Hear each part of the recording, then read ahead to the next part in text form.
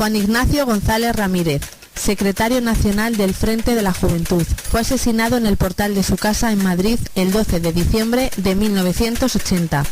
Muchos años después, su muerte sigue sin resolverse. Se trata del único crimen político de la transición española, cuyos autores han quedado impunes.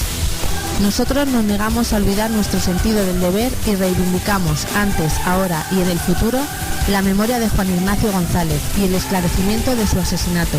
Uno de los nuestros, Asociación In Memoria Juan Ignacio. Dirige y presenta Abelardo Pons.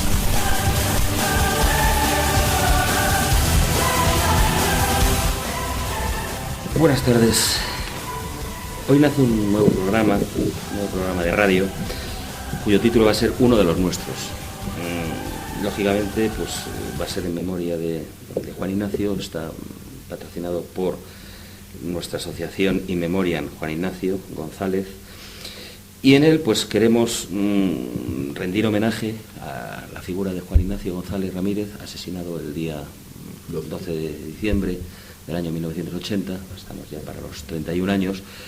Queremos reivindicar la memoria a su persona, a su lucha, a lo que representó en la época, y bueno, pues nada mejor que estar aquí un grupo de amigos y camaradas, íntimos amigos de Juan Ignacio, que vamos a hablar de su figura, su persona y su lucha, ¿no? Nos acompaña Maricruz. Lógicamente ha sido, aparte de ser una gran camarada y amiga de Juan Ignacio, fue una cosa que ninguno de nosotros pudo haber sido, que fue novia de él. Y por otro lado está con nosotros también Pedro Pablo Peña, cuyo currículum, bueno, pues es muy largo. Creo que tardaríamos lo que es el programa entero para hablar del currículum personal de Pedro Pablo. Y bueno, pues vamos a empezar. Me gustaría, Pedro Pablo, que comentaras alguna cosa, pues que recuerdes tú de Juan Ignacio, de su figura, de su lucha, de quién fue, para los más jóvenes que no saben quién era. Pues en primer lugar te agradezco que me hayas invitado porque vamos a ver si están otros muchos camaradas militantes del Frente de la Juventud que podrían haber ocupado este lugar. Yo era de primera línea, pero éramos dos organizaciones hermanas y te agradezco la invitación. De Juan Ignacio, pues de Juan Ignacio según estabas presentándolo, estaba recordando un día en vuestra sede, en la calle de Cuello, y me designaron a mí en la primera línea para tener un contacto ya más especial, a ver si era posible llegar a algún tipo de fusión entre la primera línea y el Frente de la Juventud, porque nosotros empezábamos a estar cansados de las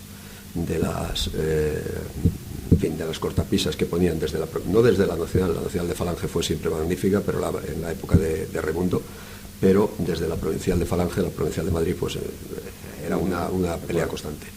Y recuerdo sobre todo de Juan Ignacio, la simpatía con el trato afable y el espíritu de camaradería y de hermandad. Yo fui a Cuadro de Cuello, subí, quería esperar abajo, pero me dijeron, no sube, teníais una reunión, y no, si tenéis una reunión, yo me espero, nada, sube. Subí, entré en el local, que por cierto en aquella época estaba bastante destartalado. Tuvisteis la reunión, Juan Ignacio incluso quería invitarme, ya me parecía que era fuera de lugar. Os esperéis, sobre todo lo que recuerdo es que era el grado de estar en la sede del Frente, era exactamente igual que en la sede que teníamos nosotros de la primera línea. Te sentías en casa pues por la cercanía y entre otros de todos los camaradas del Frente, pero muy particularmente de Juan Ignacio. Esa es la imagen que se me ha venido cuando lo estabas presentando. Y bueno, tú, Maricruz, ¿qué nos puedes contar? Pues tengo que darle la razón. La sede era un puro desastre. Aquí lo explica muy bien en esta revista de Cambio 16 cómo estaba, una sede totalmente destartalada, pero es que no dábamos para más. O sea, es lo que había. Y nada, pues Juan era ante todo un jefe fenomenal. Intentaba pues que todo el mundo se sintiera bien, que todo el mundo estuviéramos contentos con lo que realmente hacía. Y tú mejor que nadie lo sabes, Abelardo, cómo era él. O sea, no era jefe, realmente no era ningún jefe nuestro, o sea, era uno más. Era el primero en salir a la calle, era el primero que daba, carisma. Efectivamente, era el primero, no te pedía nunca nada que él no hiciera el primero. O sea, era absurdo. Si él no lo hacía, no te lo exigía. Se sabía que se iba a hacer una acción o cualquier historia y sabíamos, porque muchas veces, ¿dónde está Juan? No, es que se va a hacer esto en tal sitio. Entonces, claro, no quedaba más remedio. Allí salíamos todos sí o sí. Está claro. Porque ese era Juan, o sea, el primero en todo. Está claro. A mí me gustaría que este programa, en un principio, pues el título del programa va a ser Juan Ignacio, pasado y futuro. Vamos a analizar un poco el pasado, lo que es la historia de Juan Ignacio, cómo empezó en Fuerza Nueva. Yo lo recuerdo, creo que fui el primero de todos los que estamos aquí que tuvo el honor y el privilegio de conocerle.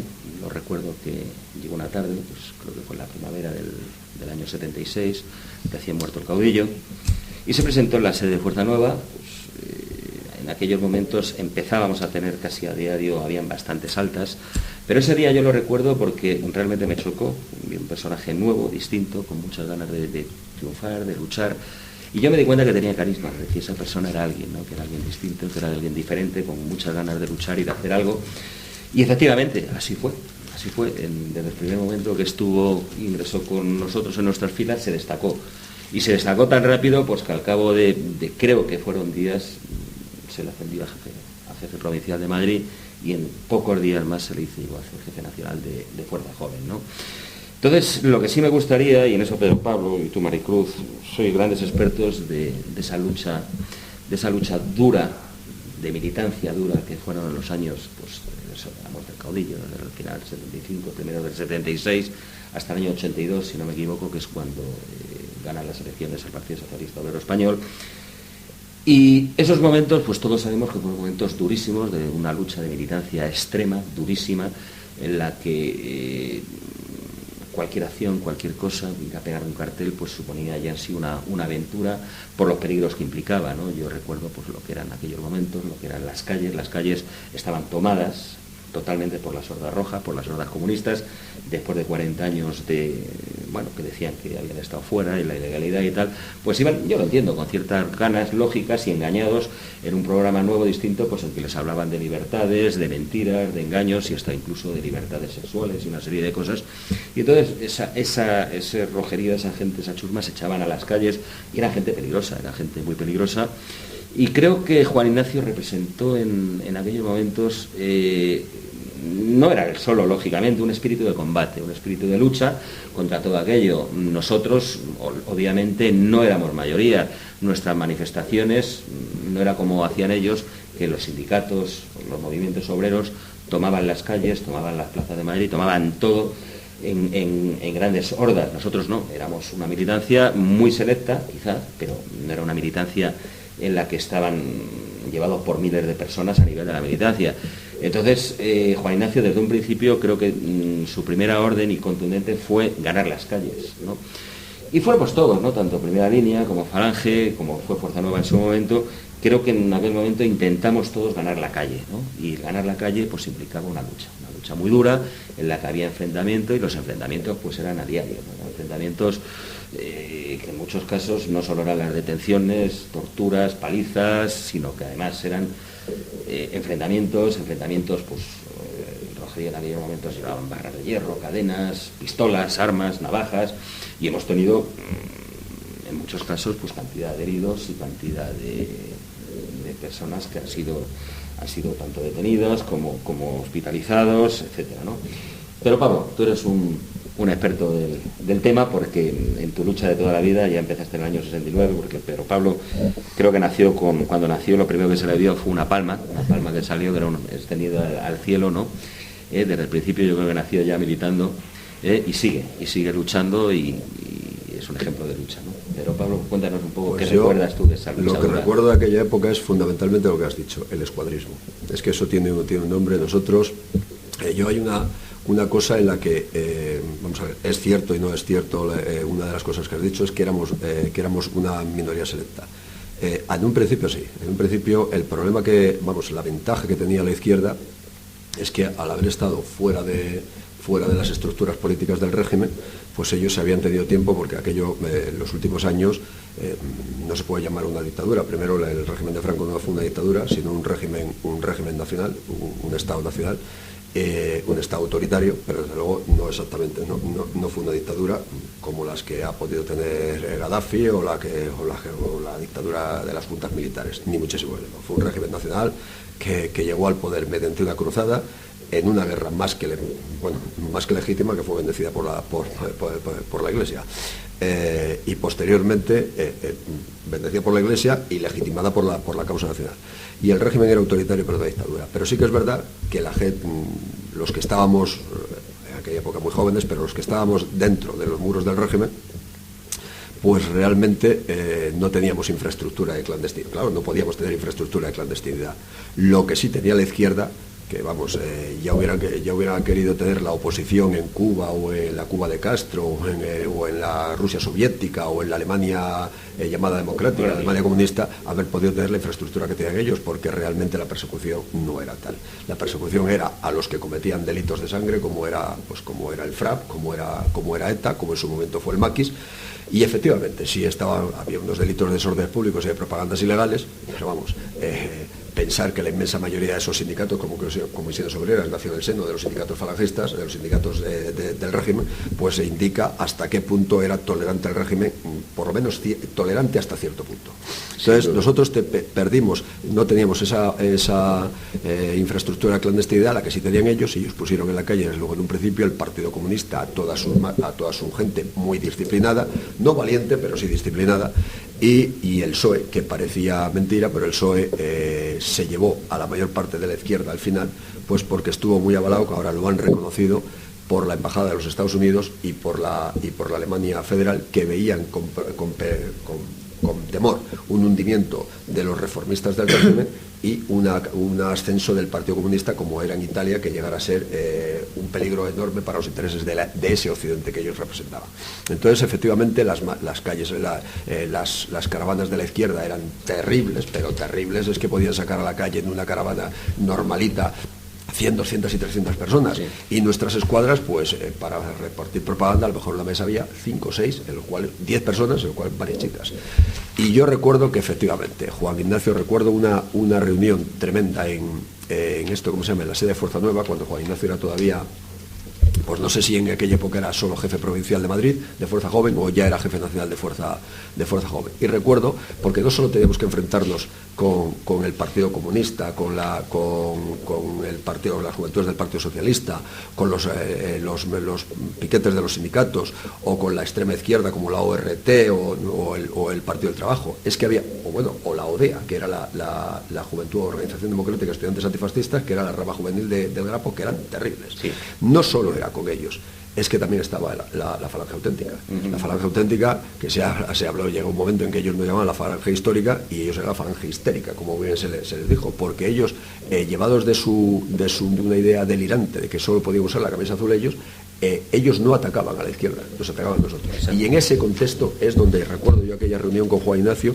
y recuerdo que efectivamente Jamar ni Juan Ignacio, entonces al frente del Fuerza Joven, ni posteriormente en el frente de la juventud, ni las juventudes, ni las milicias de Falange renunciaron jamás a la calle. Eso es lo que recuerdo del escuadrismo. Sí, Maricruz, sí. A ver, ¿qué recordabas tú de esa época dura que estábamos hablando? Pues yo recuerdo, era muy dura, pero también era muy divertida. O sea, siendo como éramos unos críos, éramos muy muy pequeños o muy jóvenes, por decirlo de alguna forma, podíamos, pues no sé, paralizar Madrid en 2 horas. O sea, Madrid era totalmente un caos cuando salíamos a la calle. O sea, no teníamos ningún tipo de preparación de nada, pero es que, no sé si es que corríamos mucho, nos movíamos mucho, éramos muy ladillas, no sé cómo lo hacíamos, pero estaba claro, o sea, los volvíamos locos. O sea, la policía temía cada vez que nos veía por las calles, porque sabía que la organizábamos. O sea, a lo mejor estábamos en Goya y la mitad pues se marchaban a Bilbao, al Comercial. Cuando la policía se quería dar cuenta iba para allá, ya estábamos otra vez a lo mejor en Diego de León. Claro, todo eso como lo hacíamos, que además colapsábamos el tráfico, pues claro, no tenía, Madrid no tenía una infraestructura como para poder sacar los coches, se organizaba. Lo recuerdo. Lo cierto es que en el tiempo creo que lo hacíamos muy bien, ¿no? Lo hacíamos muy bien. Quizá al principio éramos un poco inexpertos y no sabíamos, pero en los momentos ya que realmente se requirió la presencia en la calle había de la oficio. había oficio duro y bueno, que es un tema que hablaremos en poquitos meses, y comentaremos además, ahora en el caso del entierro de Juan Ignacio. Si os parece, vamos a hacer una pequeña pausa en ese momento y continuamos. ¿Qué es un bazar? Un sitio donde se vende de todo. ¿Qué es Bazar Patria? Te lo puedes imaginar. Detalles de la historia más reciente de España, bustos, cuadros, banderas, cerámicas, llaveros, en forma de regalos para empresas y particulares. Servicio de fotomontaje para personalizar tu regalo. Homenaje siempre especial a nuestros cuerpos de seguridad, sin olvidar valores como la unidad, la fe y el sentirse español. ¿Te gustaría tener la bandera de España? Que no se quede ningún español sin su bandera de España. Desde 6 euros, solo en Bazar Patria. Para más información, 91 403 0411. Lo que hay en Bazar Patria no se puede contar. Hay que venir a verlo. Veniros a la calle Virgen del Val 18, barrio de la Concepción, o meteros en bazarpatria.es. Bazar Patria, nuestro nuevo punto de encuentro. El fascismo se cura leyendo. Una elocuente frase que sale de boca de los antifascistas en cada una de sus manifestaciones. Una frase que pintan en paredes, que repiten hasta la saciedad en sus revistas y blogs. Entonces, ¿por qué estos mismos antifascistas son, junto a sus amigos los políticos, quienes persiguen nuestras librerías? ¿Por qué son ellos quienes encierran a nuestros libreros? Y sobre todo, ¿por qué intentan eliminar nuestros libros? Son ellos los que nos prohíben leer lo que nosotros queremos y nos obligan a leer lo que ellos imponen. Leeremos. Compraremos los libros que tarde o temprano serán quemados por los que gritáis: el fascismo se cura leyendo. Compraremos los libros perseguidos. Caen nuestros muros, pero no nuestros corazones.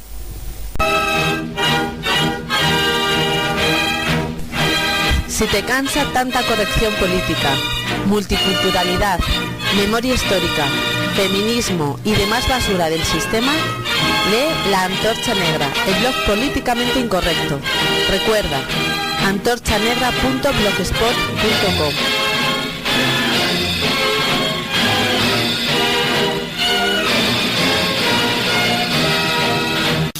Visita el blog de la asociación In Memoria Juan Ignacio, inmemoriajuanignacio.blogspot.com. Bueno, estábamos hablando de esa época dura de militancia a la que nuestro amigo Martín Inestillas se refirió hace poco, pues como la llamada transición del plomo, ¿no? Esa época, bueno, pues repito que fue del año 76 al año 82, en la que ganó el Partido Socialista, en la que la militancia fue dura, extrema, y en la que tuvimos que dar mucho, pues en aquella época incluso pues la sangre de los mejores, cárceles, exilio, torturas, palizas, entonces todos los tres que estamos aquí en este momento hemos tenido el honor de haber estado en alguna ocasión o en muchas ocasiones, creo que todos los que estamos aquí, el haber sido detenidos, el haber sido apresados. E incluso se nos han aplicado a muchos de los que estamos aquí, a todos, nos ha aplicado la ley antiterrorista. Hemos pasado por esa plaga, esa plagadura, porque yo recuerdo que en cierta ocasión a mí se me aplicó la ley antiterrorista con efecto retroactivo. Aquí hay un abogado como Pedro Pablo que sabe que es una incoherencia y una aberración jurídica. Y bueno, pues yo recuerdo que me llama un camarada, me dice, a ver, fue por un problema que hubo en la universidad, no fue la famosa historia de Derecho, sino fue también en Derecho, en la que el Partido Comunista quiso hacer, me imagino que lo recordaréis los dos, quiso hacer un acto verbena en Paracuello de Jarama para bailar literalmente sobre la tumba de nuestros muertos, ¿no? Entonces, pues un grupo de patriotas nos negamos, hubo un enfrentamiento duro, muy duro en lo que fue la universidad, Y en Fuerza Nueva, pues entró la policía una mañana, veníamos de la universidad, pues había habido unos enfrentamientos y se nos detuvo, y ahí pues yo creo que fue la primera vez que tuve, ahí no se me aplicó la ley antiterrorista porque en aquellos momentos no existía, pero bueno, en aquellos momentos pasé por los calabozos, por las durezas de los calabozos, y posteriormente, curiosamente, meses después, o incluso un año y pico después, me llamó un camarada que trabajaba en los juzgados y me dijo: mira, Abelardo, se os va a aplicar la ley antiterrorista, tenéis una citación en la Audiencia Nacional, se os van a poner 600 euros de libertad provisional. Y entonces recuerdo que lo hicieron contarme la leche, que era un viernes a la 1 de la tarde, si no recuerdo, cuando teníamos la citación, que se nos comunicaba que teníamos que depositar 600 euros porque si no, pues 100.000 pesetas en aquella 100.000 época. pesetas, exactamente. Teníamos que ir directamente a Carabanchel, ¿no? Entonces, claro, gracias a Dios y a ese camarada que nos avisó, pues todos llevábamos ya el resguardo de la Caja General de Depósitos con los 100.000 pesetas, los 600 euros pertinentes. Recuerdo la cara que puso el juez. Claro, lógicamente no se esperaba que fuéramos preparados con eso, ¿no? Pero bueno, es lo que quiere decir que se nos aplicó la ley antiterrorista con efecto retroactivo, ¿no? Ahora no, Pedro Pablo o Maricruz, ahora, sino que empiece Maricruz. ¿Qué recuerdas de esos lúgubres calabozos, de esas detenciones, de ese horror? Algo horroroso. Horroroso. O sea, primero no estábamos, igual que sí estábamos preparadas para estar saltando en la calle y hacer mil burradas, ante eso no estás preparado. O sea, es algo que, bueno, tú en tu casa duermes con tus sábanas limpias y en una cama. Y allí, pues lo primero que yo recuerdo es bajar por unas escaleras muy estrechitas, en las cuales te metían en un almacén, te daban unas mantas de color marrón. Bueno, no sé si eran marrón.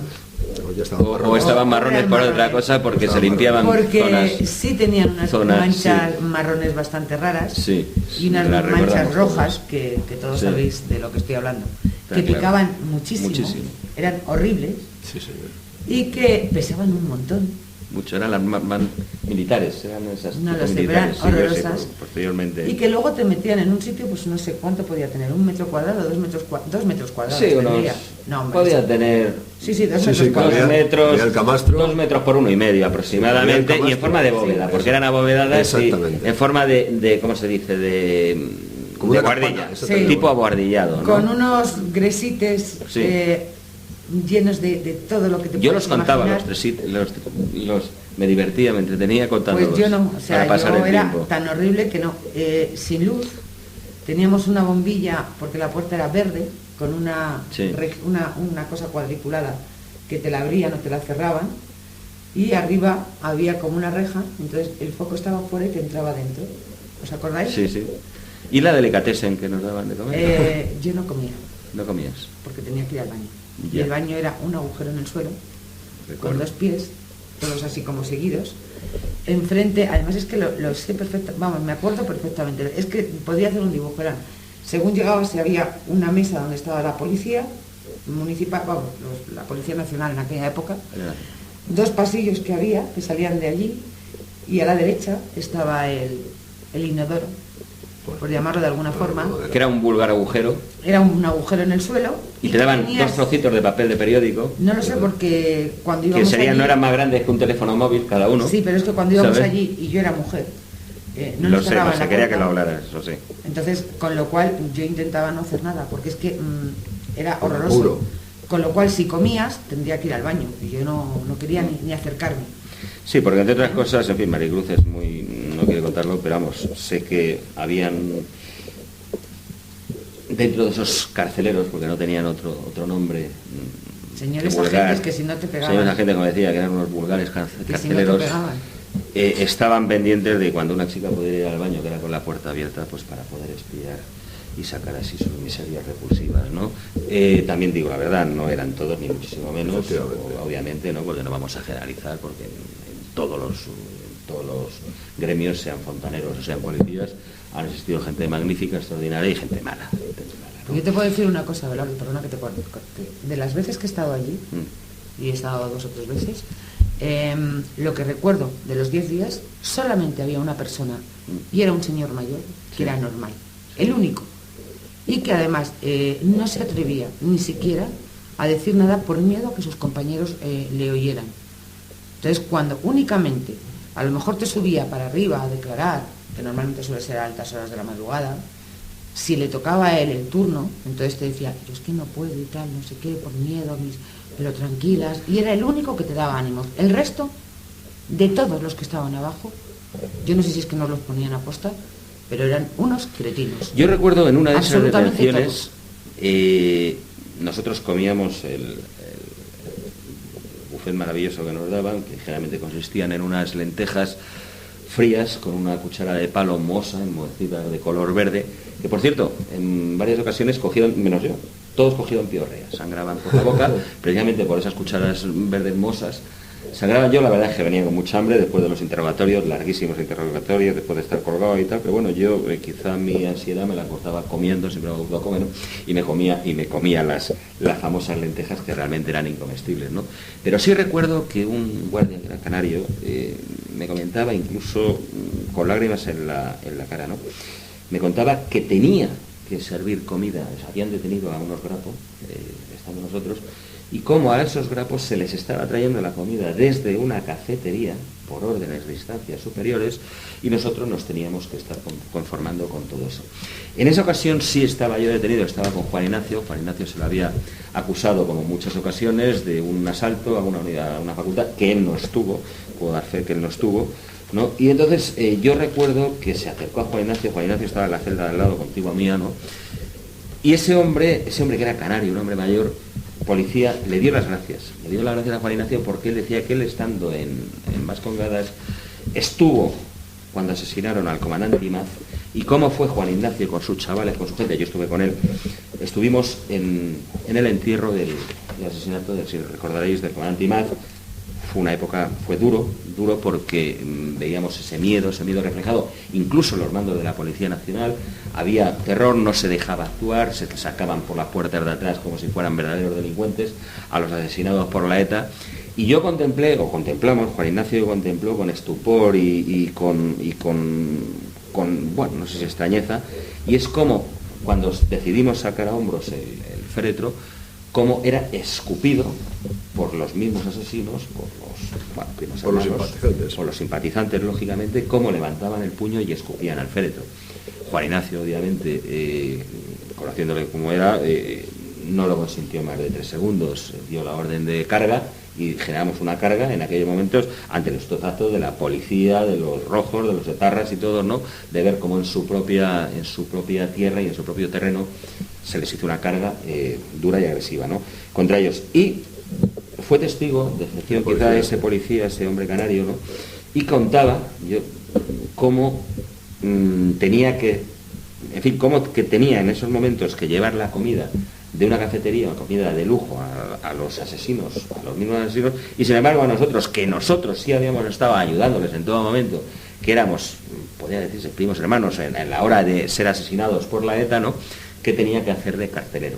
Entonces pues le pasaba un cigarro y yo recuerdo pues que decía que tenía el bocadillo y que quería compartir la cena. Juan Ignacio decía que no, que de ninguna manera, que él estaba como uno más y que quería estar y que comería el menú que nos daban como a todos, ¿no? Pedro Pablo, disculpa que hablo mucho. No, por Dios. A mí cuéntanos alguna.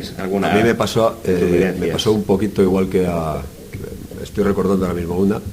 Esta creo que fue, además no habíamos sido nosotros, esto fue en febrero del 81, poco antes del golpe de Tejero, del 23F. Nos acusaban de haber puesto una bomba en esto, ¿cómo se llama?, en Santander. Y todo pues porque habíamos ido a un acto el 9 de febrero, habíamos celebrado el aniversario de Matías Montero en esto, ¿cómo se llama?, en Santander, y coincidiendo con nuestra llegada hubo una bomba en la sede, creo que fue el Panteón Humanista. Nos aplicaron el decreto antiterrorista y nos detuvieron a Juanjo y a mí. Consiguió eludir la detención el Búfalo y eran los 3 nombres que costaban en el hotel donde nos habíamos alojado y nos detuvieron a nosotros. Y recuerdo una cosa parecida a lo que dice Maricruz. Recuerdo la celda aquella, recuerdo que yo a partir de ahí ya no comía, solo tomaba a mí, por lo menos, yo no sé si a vosotros pasa igual, nos daban para el desayuno un tetrabrico de zumo y unas galletas, y es todo lo que tomaba yo al día. Hablas ya del año 81. No, es que eso ya en esa época el menú ya era más exquisito. Yo recuerdo los primeros. Que era el vaso metálico con que decían que tenía bromuro, no sé si sería verdad o no, pero una especie de café con leche que quemaba, que te mueres infumable, bueno, pero eso gracias a Dios te calentaba, porque hay que tener en cuenta que lo lúgubre de las mazmorras a partir de ahí eran muy frías, no había obviamente sí, calefacción, no había nada, y era terriblemente frío, ¿no? Sí. Y es más, por la mañana, pues a las 7 de la mañana, creo que era, se nos levantaba, se nos quitaba la manta y estábamos descalzos, porque los zapatos no se podían quitar, y estábamos sobre la losa, sobre el suelo, descalzos, con los calcetines nada más, con la ropa que pudiéramos llevar, pasando un frío terrible. El frío era totalmente y absolutamente inhumano, ¿no? Terrible. Y la comida pues eran unos manjares exquisitos. Era ese café que decían que era bromuro, no sé si sería cierto o no, por aquello que se decía, aquello de una leyenda negra y todas esas cosas y tal, ¿no? Y pues yo recuerdo eso, por la noche habían dos variedades de menú por la noche. Yo lo recuerdo que uno era una salchicha de Frankfurt flotando sobre una especie de zumo de tomate, pero totalmente acuoso, y unas rodajas de merluza que eran no más gordas que una moneda de 10 duros, o sea, para que os hagan una idea, pues como una moneda de 2 euros, poco más o menos, ¿no? Esos eran las delicatessen que nos daban ellos. Yo tomé el café, que sí que te entregaban un tetabric pequeñito de zumo de naranja, vamos, de esos de industrias que se venden. Sí, eso ya, pero 4 galletas al café. Yo me tomé el café, y el café fue como si fuera un purgan. Sí. Necesitaba ir me descompuso, aquello estaba tan mal que me descompuso el estómago, necesitaba ir al servicio, llamé, como dice ella, o agente o funcionario, agente tal, sí, más tarde, no, agente tal, sí, más tarde, y agente tal, y pude ir al servicio por la tarde cuando hubo un cambio de turno. Y efectivamente, todo lo que me dieron, no me querían dar papel higiénico, por supuesto ni papel de periódicos, y ya uno bueno, coño, que coja ya un periódico viejo que te digan, pues conseguía. Sí, un trocatorio. Pero si... Y además incluso a nosotros, recuerdo que no nos dejaban ni ducharnos. No. Porque como estábamos incomunicados, en la ducha se podía transmitir algún tipo de consigna, de orden, de coartada, de lo que fuera, y entonces teníamos terminantemente el ducharnos. Y era terrible, ¿no? Pues estar los 10, 12 días sin ducharte, sin las condiciones de aseo. De todas formas, para las chicas era mucho peor. Eso no, sin duda. Yo ahora recuerdo, yo por ejemplo, ya te estoy contando, en esa misma detención, pues eran celdas individuales, porque como tenías aplicado el decreto antiterrorista, pues estaba totalmente oscuro la puerta. Pero cuando me abrieron una especie de ventanuco abrieron el ventanuco y oí a una chica, yo creo que era etarra, una detenida, se oía mucho más lejos, yo creo que era etarra o del Grapo, creo que era etarra, y esta pues empezó a llamar a gente, y al final le dijeron, ¿qué coño quieres? Y dijo, pues es que me he puesto mala. ¿Y qué quieres que te diga yo? Y dice, pues es que necesito tampas o vamos, una compresa. Y dijeron, patondeo. Y así se solventó la cosa. Yo pensé, puede que sea etarra, pero esto es indigno tratar sin duda, porque yo creo que ahí abajo es más, yo creo que ni siquiera a ellos les daba igual los de ahí abajo no tenían, les daba exactamente, no tenían preferencias políticas, no, ninguna, o sea, eran como eran. Como dice Abelardo, no todo el mundo era igual, pero sí que había algunos que eran despreciables. He traído un recorte del 29 de mayo, creo que era del 82, en la cual explica bastante bien Alberto Royuela, que fue detenido y le dijeron que efectivamente que cada vez que nos detenían era por orden del señor ministro. Este señor ministro se llamaba Rosón. Esas eran nuestras detenciones. Hiciéramos o no hiciéramos nada, aquí lo explica bastante bien, cómo sin motivo y sin razón eran capaces de irte a buscar, bueno, eran capaces no, es que es lo que hacían. A las 3 de la mañana, a las 4 de la madrugada a tu casa y te llevaban sin haber hecho absolutamente nada, simplemente porque tocaba ese día. Juan Ignacio, meses antes de su asesinato, fue llamado por el ministro del Interior, por Rosón, fue llamado a su despacho. Realmente lo que hubo la conversación, me la contó, sencillamente le amenazó, le dijo pues que estaban llegando a unos niveles muy altos pues, no sé si de popularidad, de gente, de activismo, de militancia y tal. Y le amenazó muy sutilmente, directa y directísimamente le amenazó. Y precisamente estuvimos comentando el otro día, porque en la asociación estuvimos haciendo una entrevista a Blas Piñar, y lo recordó recordó el tema Blas Piñar, como se lo contó su padre, ¿no? Todo esto, yo lo recordaba, además que hubo así un tema gracioso, porque no recuerdo quién acompañó a esa entrevista a Juan Ignacio, que se quedó abajo, y el que se quedó abajo, con unas llaves, arañó el coche de Hondo Gedar quedó arañado, pasó así con cara de disimulo y dejamos allí el recuerdo, ¿no? Entonces, volviendo al hilo de esa dura militancia y tal, pues vamos a seguir hablando de la figura de Juan Ignacio, ¿no? ¿Por qué Juan Ignacio en el año 80, 12 de diciembre, fue asesinado en el portal de su casa? 31 años después seguimos sin saber nada. Nadie, hasta la fecha, nadie, todos más los que estamos aquí sentados, sí sabemos quién asesinó a Juan Ignacio. No hemos puesto ninguno cara a esa persona porque no conocemos al sicario, al vil perro que disparó, que apretó el gatillo, pero sí todos los que estamos aquí sabemos quiénes fueron los verdaderos artífices y asesinos de la orden de asesinato y ejecución de Juan Ignacio, ¿no? Que salieron lógicamente de los servicios de cloacas, de las cloacas del Estado, del Ministerio del Interior, del señor Rosón. Pero Pablo... Hombre, nosotros evidentemente no conocemos a los autores materiales, eso es evidente, pero eso es lo de menos. A los autores intelectuales sí que los conocemos. Exacto. Y desde luego están en la cúpula del Ministerio del Interior. Y cuando has dicho lo de la amenaza a Juan Ignacio, pues es que es muy lógico. Vamos a ver, el régimen parte... el régimen actual parte de un perjurio, que es el perjurio que comete el rey, y posteriormente a ese perjurio se suman, aunque no lo hagan formalmente, se suman formalmente también se suma Adolfo Suárez. El rey exige la dimisión de Carlos Arias Navarro, la presenta y nombra a Adolfo Suárez en julio del 76, creo recordar. Y a partir de ese momento, Adolfo Suárez, que había jurado los principios fundamentales del movimiento, hasta el punto de que él era secretario general ministro secretario general del movimiento, pues fíjate qué perjurio comete. Y entonces es lógico que ellos trataran de forzar. Ellos tenían dos bestias. Una era ETA, que no aceptaba que pese a que le habían dado 2 indultos generales y una amnistía, seguía en sus 13. Por ese lado había un peligro de involución. Ellos a lo que más temían era la involución. La involución era una cosa que podía consistir en tumbar todo aquel teatro que habían, toda aquella farsa, aquel crimen que estaban cometiendo contra la nación, y podía, de una forma, si seguía la acción de ETA, de esa manera podía llegar un momento en que el ejército decidiera poner fin y dar un golpe de Estado y instaurar una junta militar. Y a eso le temían, por un lado, a la acción de ETA, y por el otro lado, a una persistente oposición nuestra, porque como el resto aceptaba, no era que no pase nunca más, no quiero que yo perdono, no guardo rencor a los asesinos, solo quiero que esto acabe. Era una cosa tan débil, pues que alguien desde nuestras filas plantara la cara que plantaba y que aquello también diera lugar a un enfrentamiento, a un enconamiento del proceso de transición y diera el traste con una involución.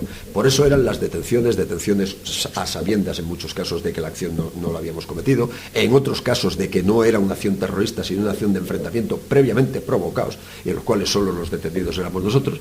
Era lógico que ellos quisieran aniquilar el peligro a ETA, la perseguían de la manera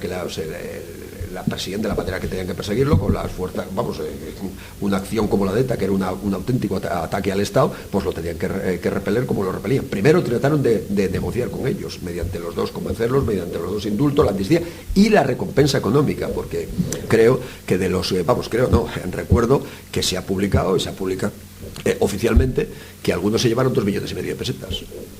Como consecuencia al salir de la cárcel. A nosotros no teníamos la misma infraestructura y era el pago. Nunca nos dio ni las gracias. Si os parece, vamos a hacer una segunda pausa.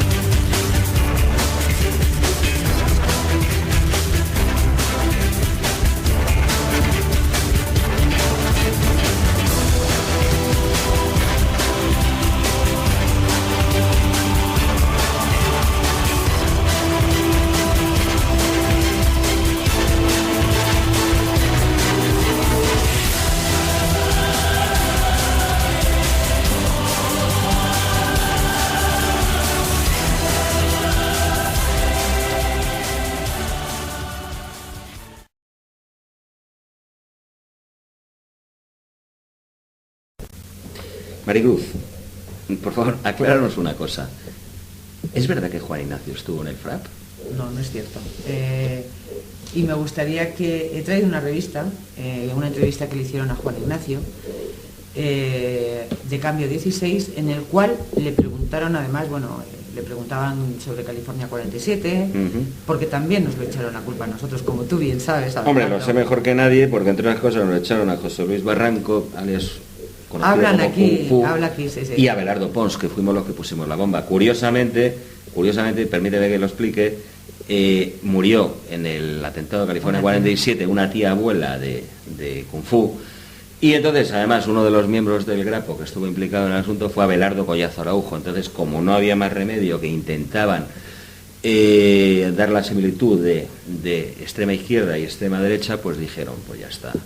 Barranco, Kung Fu, que ha muerto su tía, ha sido el que ha puesto, algo le sonaban campanas, lógicamente, ha muerto su tía, ha sido el quien puso la bomba, junto con Abelardo Pons, que realmente fue Abelardo Collazo Araujo, uno de los miembros del Grapo. Pero vamos, perdona, y sigue esa pues leyenda negra de Juan Ignacio de que había pertenecido al FRAP. Pedro Pablo, si no te importa, Pedro Pablo, ¿te importa leerlo? No, por eso. Le hacen la pregunta, entonces... pues efectivamente, se habla el periodista de la posibilidad de que fuera Kung Fu y contesta Juan Ignacio. He visto un recorte del periódico, titular así se llama el diario, que implica también al frente e implica entre otros a un tal Kung Fu del que murió una tía en el atentado. Y le ponen como autor de la colocación de la bomba, disfrazado con una peluca rubia y un jersey rojo, cuando este chaval lleva, me parece, 3 meses en Málaga. Y otro tema es el de los 11 detenidos nuestros durante los incidentes que se produjeron luego en la cafetería de California. Nosotros solo hemos tenido un detenido. Ese es. Y luego sí, lo del dice, ¿no creéis que es una provocación pasear con cruces gamadas? Es la pregunta del redactor de Cambio 16. Y contesta Juan Ignacio, nosotros no llevamos cruces gamadas. Está prohibido llevar otras insignias que no sean las del partido. Esto es una falsedad, como lo es igualmente que yo perteneciera al FRAC, que también se ha dicho. Respetamos a los nazis como movimiento afín europeo, que está muy bien para Alemania, pero nuestro uniforme es camisa azul y boina negra. Pues que Maricruz, creo que queda claro. Y no es que lo hayas aclarado tú, sino que lo ha aclarado Juan Ignacio. Lo ha aclarado Juan Ignacio, no he sido yo la que ha comentado el tema. Desde aquí nos ha hablado. Bueno, yo quería entrar ya pues un poquito en la página negra de ese día, de ese 12 de diciembre. De ese día, pues, una noche de madrugada, alguien que nunca hubiera osado hacerlo de cara a cara, sino que sabía que Juan Ignacio estaba con un brazo en cabestillo, sabía que probablemente no se podría defenderse, y osó y le mató, le asesinó, pues de la forma vil y cobarde que todos sabemos, ¿no? Maricruz, sé que es duro, pero cuéntanos un poquito tus recuerdos de esa noche y del día posterior, de todas las... Pues, como os ha dicho ya muchas veces, 6 días antes habíamos tenido un accidente de tráfico. Juan estaba con el brazo en cabestrillo, no llevaba nada encima, porque lógicamente sí llevaba normalmente, sí llevaba cosas, bueno, pues porque lógicamente estaba amenazado. Entonces, como él dice en la revista de Cambio 16, nosotros nos defendemos. Y él siempre me decía, de Abelardo, de la tumba se sale. Digo, perdón, de la cárcel se sale. De la tumba. No, él decía, el que da 2 veces da... El que da 2... Primero 2 veces. Hay que tener en cuenta que en aquella época hay que recordar que la persecución de todos los militantes nuestros era brutal. Entonces, el mero hecho de ir por la noche a nuestra casa suponía un grave riesgo para la persona, para la integridad personal de cualquiera que llegáramos a casa. Yo recuerdo mi casa, era muy difícil entrar porque era un patio grande, todo oscuro y tal, y daba miedo en cualquier momento que pudiera haber una encerrona. En todos, no digo en mi caso, sino digo en el de todo. Pero es que, lógicamente, puedo recordar, hablar de nombres y apellidos, de terribles palizas, terribles mutilaciones, intentos de asesinatos, intentos de homicidio, navajazos, puñaladas, y eso en la puerta de nuestras casas. Las entradas en la misma universidad eran complicadísimas porque teníamos que ir en parejas y varios porque éramos agredidos, estando cuando estudiaba Derecho como yo, Pedro Pablo.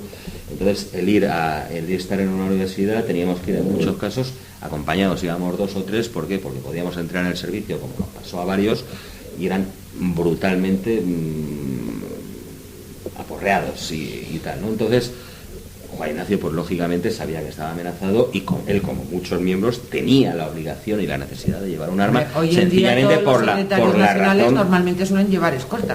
Claro, o sea, está claro. Y en su caso, que además tenía las amenazas que tenía del ministro con más motivo. Está claro. Estaba claro. Amenazas que fueron ciertas, además. Que al final fue cierto. En su caso además, es evidente que se publicó. Claro, de hecho, además, una de las cosas que sí es cierto que se publicaron al momento, aunque enseguida lo desmintieron, fue que el Grapo se hizo enseguida cargo sí, de... primero se habló de la extrema izquierda que había sido... Lo había reivindicado. Había sido... Luego, por supuesto, intentaron emponzoñar y decir que fue un ajuste de cuentas. No, perdona, pero es que ese ajuste de cuentas, como ellos dicen, fue algo muy extraño, porque para empezar, el taxista, que no creo que en aquella época hubiera tantos taxis como hay ahora mismo en Madrid, y que lógicamente hubiera sido para ellos muy fácil identificar al taxista, nunca apareció.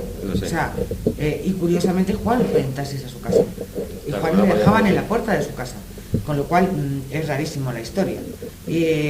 Bueno, y efectivamente, bueno, pues no es rara, Maricruz. Si fue quien fue, ya está. Pasó lo que pasó, y pasó lo que pasó, aprovechando lógicamente que Juan tenía el brazo escayolado, porque si Juan desde luego no hubiera tenido el brazo escayolado, cara a cara y frente a frente, no se hubieran atrevido, sin ninguna duda. O sea, no se hubieran atrevido nadie. No me cabe la menor duda, porque yo siempre he conocido al personaje, lo que era Juan Ignacio, su valentía, su gallardía, y creo que cara a cara y frente a frente, sin duda ninguna, no se hubiera atrevido. Esos atentados, además, si hubiera sido el Grapo, dices, hubo una primera reivindicación. El Grapo, si ve que no se atiende a su reivindicación, la vuelve a hacer por otro conducto y punto. Porque el Grapo no, si él considera que debe matar al secretario general de una organización neofascista o de nacionalista radical, lo hace y reivindica como han reivindicado otras cosas. Que no fue, a mí que la autoría del Grapo me parece absolutamente descartada. Es que es más, entre otras cosas, el Grapo los hubieran cogido. Lo hubieran cogido, claro. Efectivamente. O sea, hubieran matado dos pájaros, hubieran visto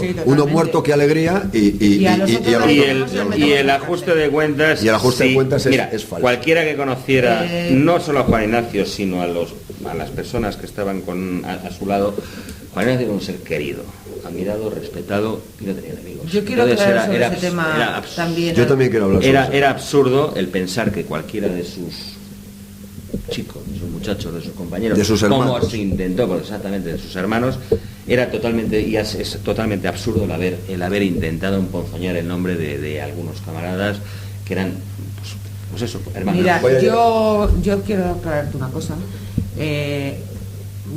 Bueno, el 21 de enero del año 81 detienen a todo el frente. Yo fui, lo que hicimos fue la gente que quedamos en la calle, que por supuesto para que no nos detuvieran nos tuvimos que tirar, estuvimos por ahí tirados varios días, hasta que ya las cosas se aclararon un poco y pudimos volver a Madrid.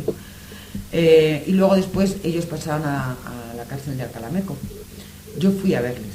Entonces lo que hicimos fue, para poder que ellos tuvieran tener contacto con el exterior, cada una de nosotras dijimos que éramos novias de él. Y así podíamos, nos lo sorteamos, entonces llegábamos todas a la misma hora, salían todos a comunicar a la misma hora y entonces nos veíamos todos. Y aunque era a través de unos cristales, pero por lo menos nos veíamos y tenían contacto. Todo esto fue al mes y medio de haber pasado ya al Calameco, porque sabes que cuando pasas a la cárcel estás un periodo incomunicado y tal. Yo vi personalmente las muñecas de Ramón, las tenía en carne viva. O sea, le habían pegado y le habían colgado hasta la saciedad para que dijera que había sido el asesino de Juan. Ramón, que era uno de los personas que más podía querer a Juan, o sea, tenía verdadera adoración por Juan, estaba jorobado. Y estaba jorobado ya no solamente tanto por lo que le habían hecho, sino porque decían, ¿cómo me pueden decir eso? O sea, era mi jefe, era la persona que yo más admiraba. O sea, ¿cómo voy a hacer yo una burrada así? Bueno, y fue una acusación en sí tan absurda, tan falta de medios de pruebas, ridícula, que ni el mismo juez obviamente pudo aceptarla, ¿no? Yo solo quiero explicar una cosa. Ha habido un momento, desgraciadamente, en que, porque por nuestra falta de experiencia, nuestro excesivo furor, nuestro excesivo entusiasmo, nuestra falta de experiencia, llegó a haber a veces enfrentamientos entre unidades o núcleos o células o escuadras de las distintas organizaciones nacionales. Entiéndase, entre el Frente y Primera Línea nunca, pero entre el Frente y Fuerza Joven sí, y entre la Primera Línea y Fuerza Joven también. Es decir, la tuvimos ambos, tanto la Primera Línea como el Frente de la Juventud como Fuerza Joven. Bueno, pues pese a que a veces ha habido enfrentamientos durísimos, a veces con choques brutales en determinados actos, jamás ha habido una venganza de ese tipo. Nunca. La gente que se ha sentido agraviada ha ido a buscar al que consideraba que le había agraviado o que le había golpeado injustamente, a batirse con él, a retarlo personalmente o a pegarse con él personalmente.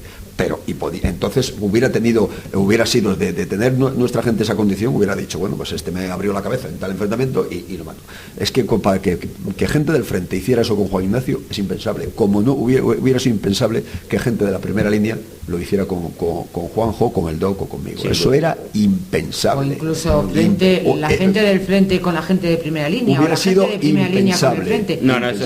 Éramos los mismos. Ni con el Frente de la Juventud. Podría haber un choque, pero no había una venganza de ese tipo. Jamás tuvimos ningún choque. E incluso si éramos hubo hermanos, en su momento algunos enfrentamientos ya de tipo ya armado y tal con Falange Española auténtica, y tampoco hubo esas venganzas. Por eso te digo que de ninguna de las maneras, porque muchos era todo de nobleza, tuvieron y tal, era gente noble, si bien estaban en las antípodas de nuestras ideologías, en lo que era en el momento de la hora de la verdad estuvieron hacerle una emboscada y hacer un atentado hubiera sido jamás. Y además es completa, vamos, yo creo que es un tema que no deberíamos tratar. Es más, y vosotros sabéis positivamente que a lo mejor a las 6 de la tarde estábamos pegándonos unos con otros y a las 9 de la noche estábamos tomando copas juntos. O sea, al momento ya se había olvidado. Y no ha pasado nada aquí y somos todos igual y aquí estamos todos esto juntos. Solo tiene una explicación. Y de hecho, además, no solo eso, o sea, en las revistas de Fuerza, el día que cuando mataron a Juan, o sea, hay artículos sobre él. Y estábamos hablando de Fuerza. Vamos, la primera página, la portada, la siguiente página completa. Ignacio González, la tercera, en la última página lo mismo. Y era Fuerza Nueva, exactamente. Y era Fuerza Nueva, que al fin y al cabo éramos con los que peor nos llevábamos en aquella época, prácticamente.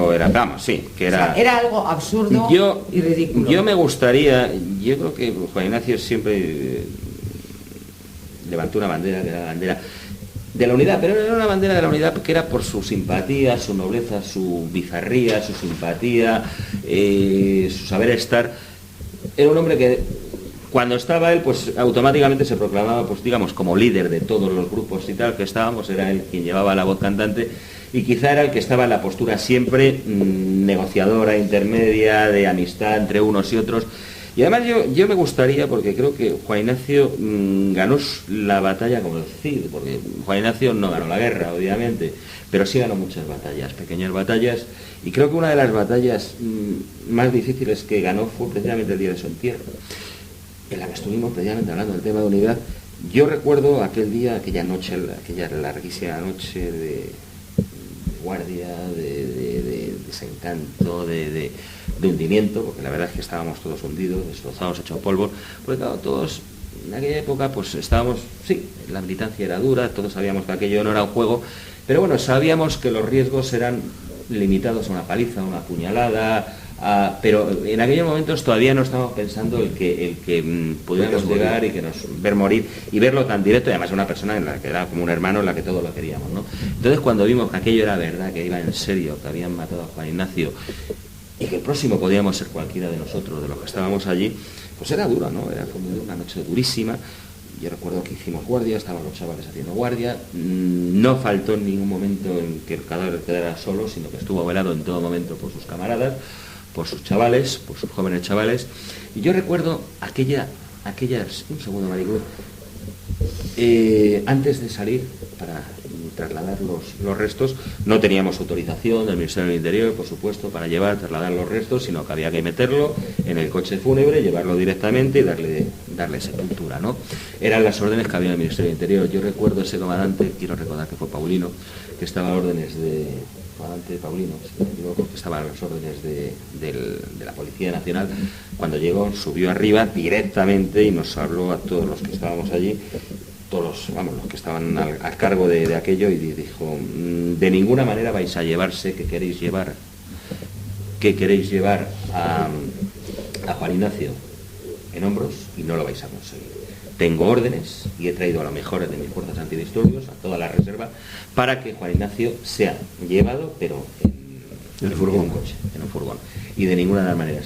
Y entonces nosotros, a sabiendas que ya íbamos a ocurrir aquello, la noche anterior se planificó, recuerdo, Pedro Pablo, que tú estuviste allí, si no me equivoco, no. Yo estaba en la cárcel. Yo estaba en Carabanchel. Es verdad, perdona. Entonces, exactamente, la primera línea fue Juanjo, en la que se hicieron 3 líneas de protección al féretro. Una que eran los camaradas que iban a llevar directamente a Juan Ignacio, una segunda línea muy cercana, 5, 10, 15, 20, 25 metros, ¿sabes?, para repeler las posibles agresiones que pudieran haber por parte de la policía, y luego una tercera línea, que estaba compuesta, en todos los casos estuvo compuesta por gente del frente, por gente de la primera línea, y chavales, camaradas de cuerda joven, incluso en algunos requetes, que también recuerdo, podría dar nombres, que había una tercera, y de la auténtica, efectivamente. Hicimos una tercera línea que era, la misión era, en el momento que se cargaran, era levantar y organizar follones y disturbios a 2-3 kilómetros de cortar el tráfico, volcar coches, etcétera y tal, con el fin de poder dividir las fuerzas antidisturbios y poder luchar, porque claro, si todo era el enfrentamiento en el momento que estábamos llevando el féretro, iba a ser muy duro, ¿no? Y entonces aquello se planificó, que es lo que decíamos, que con el tiempo aprendimos, y creo que lo hicimos bien. Fue duro, fue durísimo, porque hubo un momento que hubo una carga, llegó a caer. Cuéntanos tú, Maricruz. Una de las llegó a caer el féretro de Juan, y bueno, enseguida se levantó y se lo llevaron, pero se le volvió a levantar y a llevar. Pero una de las cosas que sí me gustaría comentarte, tú que decías que en ningún momento estuvo solo, no solamente es que no estuviera solo, es que a la gente, a la hora de enterrarle, le costaba el trabajo dejarlo. O sea, era su jefe y no querían dejarle, ni siquiera ya como estaba. O sea, era nuestro, o sea, no sé cómo explicarte, era de todos. Sí. Y sí me gustaría contar algo de la figura de Juan, que muy poquitos conocen. Tú sí lo conoces, Abelardo. Y además, como Paco hace poco que ha muerto, pues me gustaría contarlo. Paco en Metralleta llevaba la intendencia de fuerza, y bueno, Blas le pagaba un tanto porque no tenía nada. Paco no trabajaba y no tenía tampoco pensión ni nada de nada. No le pagaba Blas, le pagábamos nosotros, Fuerza Joven, directamente. Le pagaba Fuerza Joven directamente. Sí, te lo digo. Cuando Paco se vino con nosotros al frente, Juan, de su bolsillo, de su sueldo, él trabajaba en el registro de la propiedad, como todo el mundo sabe, y de su sueldo le pagaba a Paco. Lo mismo que se le pagaba en la época de fuerza, no sé si eran 7.000, 8.000 pesetas entre aquella época, Juan se lo pagaba. Yo sé. Ese era Juan Ignacio. Y si algún camarada suyo o alguien necesitaba lo que fuera, por supuesto dinero Juan no tenía, o sea, su sueldo era de todos, y todos lo sabemos, siempre estaba allí. Y bueno, pues ya nos queda contar un poco pues lo que fue, que creo que está ya dicho, esa batalla campal que hubo, hasta que conseguimos llevar al entrar el féretro a Hombros por parte de sus camaradas, y el padre de Juan Ignacio pues entonó esa misma mañana, fría mañana de diciembre, entonó las estofas del Canal Sur cuando le dimos cristiana sepultura a Juan Ignacio, ¿sabes? Y bueno, como el título del programa lógicamente hemos dicho Juan Ignacio, pasado y futuro, hemos querido recordar un poquito para los chavales más jóvenes que no conocieran la figura de Juan Ignacio, hablar un poquito de la época antigua de Juan Ignacio, y ahora vamos a pasar pues lo que es el futuro, la asociación In Memoriam de Juan Ignacio, a la cual aquí pues Pedro Pablo está con nosotros, se ha unido a la plataforma, a la asociación, y Maricruz Jara, pues aparte de ser la novia de Juan Ignacio, pues es la vicepresidenta, y quería que nos contaras un poquito las próximas actividades que vamos a tener y los proyectos, programas que estamos haciendo y realizando en estos momentos en la asociación Juan Ignacio. Pues mira, el sábado 12 de noviembre va a ser la presentación a las 5 de la tarde de la asociación In Memoriam Juan Ignacio González, y va a estar a cargo de José Manuel Yacer, que es abogado y era amigo de Juan, y de Juan Antonio López Larrea, que fue el jefe provincial en la época de Juan, era muy amigo suyo. De Valencia. De Valencia. Exacto. Y era el jefe provincial de Valencia. Lo sé, ambos eran muy amigos y promete. Va a ser en el Hotel Chamartín, Centro Norte, y como te he dicho antes, es el sábado 12 de noviembre a las 5 de la tarde. Pues allí estaremos todos, nos veremos y en fin, oiremos lo que nos tenga que contar, que seguro que será sustancioso. Hombre, sí, sobre todo es que es algo de... Amigos, además, Con ambos tengo, yo con José Manuel Yacer tengo amistad pues, de hace 30 y tantos años. Es un personaje en Valencia, muy conocido, quizás desgraciadamente en Madrid, bueno, por las limitaciones de lo que era el espacio geográfico y tal, no fuera tan conocida. Pero es un personaje con mucho prestigio, y Juan Antonio López Larrea, pues como ha dicho Maricruz, fue el jefe del frente, ¿no? Pues que ya con eso, aparte de amigo, muy amigo personal y excepcional de Juan Ignacio, y excepcional. Y bueno, como todos los que estamos aquí, ¿no? Que hemos sido muy amigos de Juan Ignacio. Y yo creo que Maricruz también debía de contarnos un poco el proyecto, porque creo que hay una película. Sí, bueno, se quiere hacer un documental de la época nuestra, junto con Primera Línea, y bueno, y creo que van a hablar Blas Piñar. Está grabado. Ya está grabado, y hay diferentes personajes de la época que contarán un poco su experiencia y su visión de aquellos años. Se quiere hacer, bueno, pues cómo era la vida de Juan y lo que fue Juan, y por supuesto su entierro y lo que ello los duros enfrentamientos lo que ello representó para todos nosotros. Los duros enfrentamientos, además se quieren hacer con recreaciones tipo artísticas de imágenes.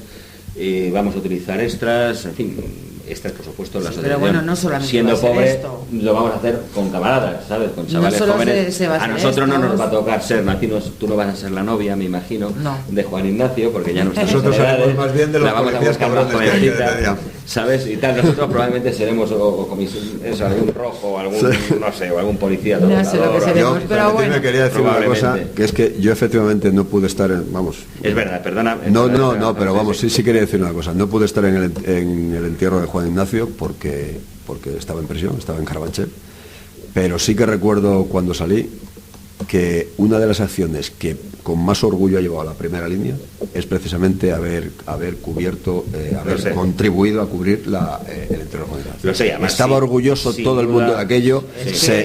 El comportamiento de todos fue, allí no había distinción entre unos y otros, y era lógico porque, como tú has dicho antes, estábamos dispuestos a todo. Pero sí que es verdad que nadie se plantea el que lo van a matar, ni incluso cuando estás en los que luego han sido víctimas de ETA, por ejemplo, de atentados. Y ya no es que sea una muerte en un enfrentamiento, es un atentado, es algo que te esperan y te asesina. Y para eso fuimos conscientes con Juan Ignacio de que habíamos perdido uno de los nuestros en unas circunstancias tremendas. Y eso pero es que en aquella época no era Primera Línea, no era el frente, o sea, estábamos juntos. Es que nadie te preguntaba tú dónde estás militando. Bueno, pero quiero decir el orgullo que sentía la gente de haber participado en aquella. Claro, por supuesto, y el dolor que tenía. Y el dolor que o sea, yo tengo fotos en casa de la gente, bueno, de cuando el entierro y sale la gente de Primera Línea, que muchos de ellos, vamos, es que tú les ves las caras y ves los puños apretados y es que te dicen, bueno, o sea, no sé, es como si hubieran matado, pues eso, a tu hermano, que es lo que me gustaría, si hay tiempo, solo una cosa. Se ha hablado del pasado y futuro de Juan Ignacio. Pues yo quisiera que ese pasado, que fue no ya digno, que fue de mártir, porque al final mártir es el que es testigo con su vida de una causa, y él ha dado como testimonio su propia vida. Yo quisiera que sirviera de legado para que en un futuro aquel pensamiento nacionalista radical, aquel nacionalismo español sin fisuras, riguroso en el contenido y riguroso en la expresión, pues que ese legado sirviera para unir a todos los nacionalistas españoles en momentos como los que estamos, en los que vemos la farsa que se ha cometido con la entrega, llaman la disolución, que no es disolución, es el cese, la pantomima que se ha puesto. Pues que a partir de ahora, habida cuenta de que queda una vez más claro que ni el rey, que ve la noticia con buenos ojos, ni la clase política, que aplaude esa farsa cuyo guión ya estaba hecho, y el pueblo español, que se mantiene pues como anestesiado, pues para que los patriotas españoles reciban el legado de ese sacrificio y ese patriotismo de Juan Ignacio. Yo quisiera también, Maricruz, que habláramos un minuto, sencillamente publicitar los próximos actos que va a tener por parte de la asociación. La próxima semana, si no me equivoco, vamos a hacer un funeral en la iglesia San Manuel San Benito por Paco el Metralleta. Que Paco el Metralleta, bueno, para que no lo sepa, fue, yo me atrevería a decir, pues prácticamente el primer militante de Fuerza Joven, prácticamente, porque curiosamente yo recuerdo, pues cuando Fuerza Joven, yo entré en Fuerza Joven acababa de pasar por una disolución, no éramos 3, 4, 5, 10, no éramos más, y Paco el Metralleta pues entró en nuestras filas, cosa curiosa, en una comida que hubo pues a raíz de un acto en el Cine Morasol, me cayó muy simpático y tal, y a partir de ese momento pues vino con nosotros y además pues nos sirvió un poco de maestro pues cuando teníamos que ir a las manifestaciones comunistas a intentar disolverlas, en los enfrentamientos que habían y tal, y siendo un hombre que le faltaba una pierna, que era porque un hombre que había perdido una pierna, le faltaba y no la tenía, y era curioso porque era nuestro maestro, ¿no?, para llevarlo. Entonces yo soy un hombre que yo siempre le he querido mucho y me gustaría pues que el próximo día, Maricruz, el día 27, el día 27 a las 8:30, a las 8:30 de la tarde vamos en a la hacer calle San Manuel Alcalá, San en la Benito, iglesia San calle Manuel Alcalá. San Benito. Vamos a hacer un funeral y luego pues el día 16 de diciembre es el funeral por Juan Ignacio, la es a las 8:30 de la tarde. Después creo que se va a hacer un acto hasta la calle Claudio Cuello 41, que era donde estaba la sede nuestra y donde estuvo la capilla Ardiente de Juan. Y vamos a hacer una marcha, ¿no? Sí, sí. Y además creo que se quieren llevar antorchas y todo, ¿no? Se pretende llevar antorchas, sí, claro, por la noche, que quedaría por lo menos va a ser una cosa bonita, así que convocamos a todos los jóvenes y no tan jóvenes que queréis ir allí a ir a y luego va a haber una cena de hermandad, me imagino que sí, también se dirán unas palabras por diferentes camaradas del frente, de primera línea, porque bueno, el año pasado pues lógicamente estuvo mucha gente. Y nos enfrentamos ya al 31 aniversario. Y ya es el 31 aniversario. Estupendo. Bueno, pues nada, solo que este ha sido el programa, uno de los nuestros. El próximo programa, mediante, será dentro de unos 30 días, en el próximo mes. Y el tema que quiero tratar, o queremos tratar, la asociación es... Ya no estoy viendo. Hay que ver. Bueno amigos, pues amigos y camaradas, muchas gracias por vuestra presencia y por esto. Pues muchísimas gracias. Muchas gracias. Muchas gracias.